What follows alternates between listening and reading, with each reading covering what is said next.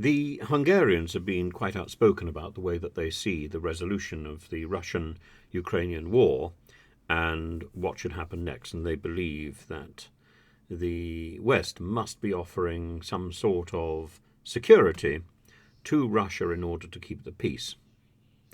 Now, oddly, I think I'm inclined to agree. On the one hand, I think there's no question that we must support Ukraine in the recapture of the territory that was taken by Russia, and that probably includes Crimea. But we in the West, and particularly the US, must step in to negotiate absolutely with the Kremlin about securing the peace, and that involves, I think, making firm assurances about the role of NATO in the future and respect to Russia thereafter. Without the negotiation of the wider West, there is no end to this war. At the same time, ceding territory to Russia is out of the question, as long as Ukraine demands that territory be recaptured in the name of Kiev. So there is a sort of impasse, but as I have continually said, and as various people in their comments seem to either misrepresent or misread or misunderstand, I don't think there's any contradiction in saying that we should help Ukraine to achieve what it wants to achieve. What Ukraine wants is to restore the territory that was taken illegally by Russia back to Ukrainian control in some form. Beyond that, and to recognise that the Minsk agreement was a heinous agreement that should never have been allowed, and any country has a right to renegotiate. And Zelenskyy made it very clear he wanted to renegotiate the Minsk treaties, and Putin invaded after hearing that. So Putin has not really played ball. Of course he hasn't. He might be dead. And what we're looking at is a sort of impasse brought partly about because of sanctions and because of the West's attitude to its role in the Russian-Ukrainian conflict. The West's role in that conflict should have been to talk to both sides in the interests of peace. Instead, the West has taken a very divisive position, not just funding Ukrainian hopes for victory, but also in closing the door to any negotiations with Putin. Those negotiations should have been ongoing. Those talks should have been ongoing. Instead, we have allowed those talks not to happen, and we have maintained this fiction that those talks should only happen between Putin and Zelenskyy. This is nonsensical. We are behaving as if we are at war with Russia. We're not.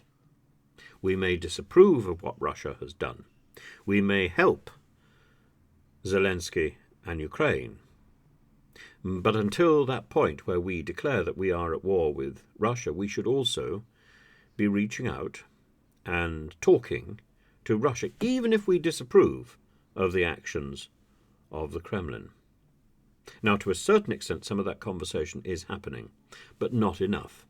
And that conversation, that could be happening so much more, should extend to media coverage, so that there are more voices than the voice of Russian propaganda getting out to ordinary Russians. And without that, we cannot hope that ordinary Russians will do anything other than kowtow to this tyrannous regime.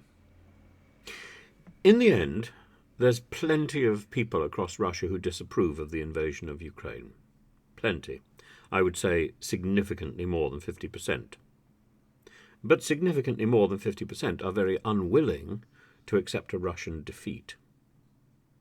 So you have those two things. Now, good diplomacy should be able to hold those two observations together and find a solution.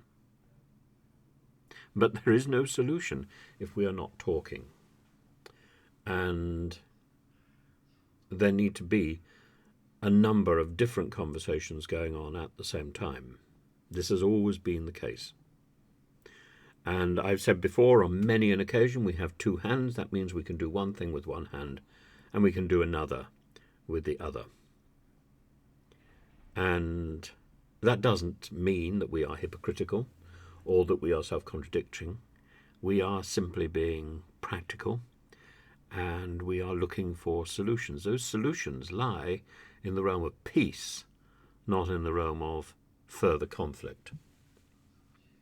So it is essential, and it's essential that we think about the future, and we think about negotiations in the future, as well as we support Ukraine in its counteroffensive, General Tarnavsky's counteroffensive, which at the moment is proving to be extremely efficacious.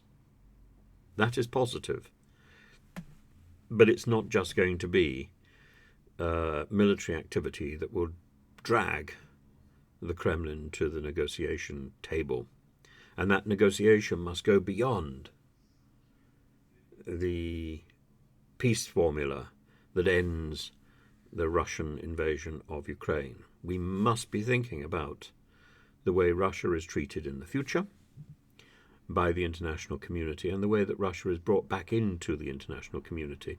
We should learn from the economic consequences of the peace, that incredibly important book produced by John Maynard Keynes, as he witnessed the absurd negotiations that followed the end of the First World War and the Versailles Treaty. The punitive and aggressive peace that was imposed on Germany that ensured the Second World War, that ensured that Germany was crippled and desperate and resenting the peace that was imposed on it by the victorious powers, the so-called victorious powers, when really the end of the First World War was just a truce, not a defeat. And we need to look at that. We need to look at rebuilding Ukraine and rebuilding Russia if we are to have peace in the world. And that means rebuilding the full extent of the Russian community. That means reaching out to the Russian community, and we should be doing that now. And it is our great failing that we are not doing so. We have the technology, we have the media capacity to do so, and we are instead leaving it to one man, really, who is bravely reporting from Russia and speaking Russian. Steve Rosenberg, every time I hear him reporting for the BBC, I am impressed by his extraordinary capacity to straddle the two worlds. But there should be more than just Steve Rosenberg doing this. Steve Rosenberg is doing it for our benefit, but we should have people doing it for Russia's benefit too. And I'm sure Steve Rosenberg, like me, has many very good friends across Russia, and who are caught up in this madness. And when I talk to my Russian friends, we get very quickly to the root that Russia is only fed a diet of extreme propaganda and censorship. And the majority of Russians across that nation rely on television coverage. They don't read newspapers. They rely on what they're told by the television channels, and it is getting more and more aggressive by the day.